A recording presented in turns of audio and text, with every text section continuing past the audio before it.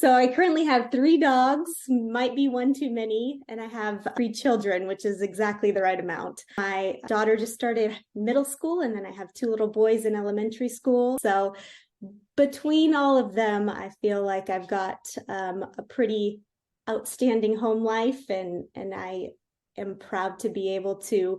I've actually had the opportunity of bringing my kids to a mine tour. So we had a family day at one of our sites, and they got to come out and see what mom does, and that was pretty fun. I don't know that any of them will go into mining, but we will see. But you didn't think you would be in mining either. Exactly. That's exactly what I tell. We talk to a lot of students and teachers, and our main takeaway is there is every single job that they have at any other business they have in mining, in addition to a lot of other ones. So if you think you wouldn't work in mining, think again. Nevada is actually known as one of the top mining jurisdictions in the world.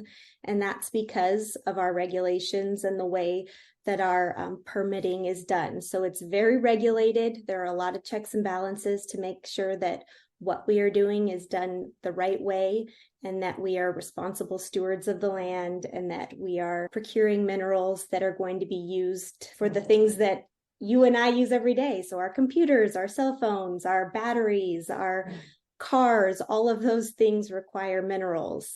One of the things that we remind people of is if it's not grown, it has to be mined. So we need to make sure that the minerals that we're using are coming from responsible sources. And at least in Nevada and here in the United States, you know that they are done responsibly, and you know that they are procured in a way that you can feel is responsible.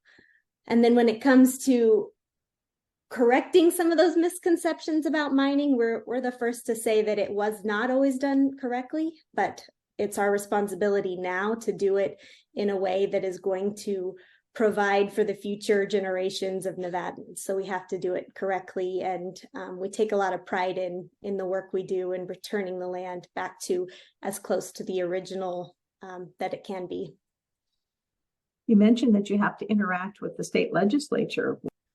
Definitely. So just like every other industry and business, when our legislators meet and they're discussing potential changes or potential legislation, we have to talk to them about the way that it could impact our industry.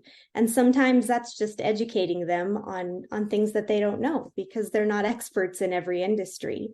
And so we need to provide them with information, whether that's bringing them out to site, whether that's giving them the subject matter expert who can explain what the repercussions would be of certain legislation. We are kind of that intermediary to provide them with information so that they can make legislation that isn't going to harm an industry or possibly lose jobs or make it so that it's impossible for a company to do business here. The conference is coming up. What are your thoughts about that? Well, first off, I'm very excited to be attending the conference, and it will be my first time visiting Detroit. But just to be invited by the Nevada chapter to attend and hopefully soak in all of those amazing women leaders who have come from so many different industries and career paths. I hope to just learn from them and take their journeys and be able to apply that to what I'm doing, and hopefully use that as a launch pad for my leadership abilities in the future. I have had the pleasure of working in the mining industry for the past 4 years. My background is journalism and marketing, and so mining was a surprising industry to enter a little bit later in my career. But I've had the opportunity of working at the Nevada Mining Association, and then now for i-80 Gold Corp as their community and government relations manager.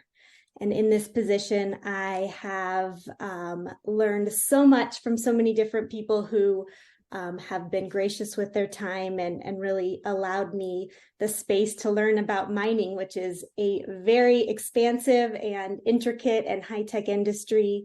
So our company, it has 4 operations here in Northern Nevada, and I am responsible for communicating with our stakeholders, working with our legislators, and really letting people know what our plans are and how we are doing it responsibly.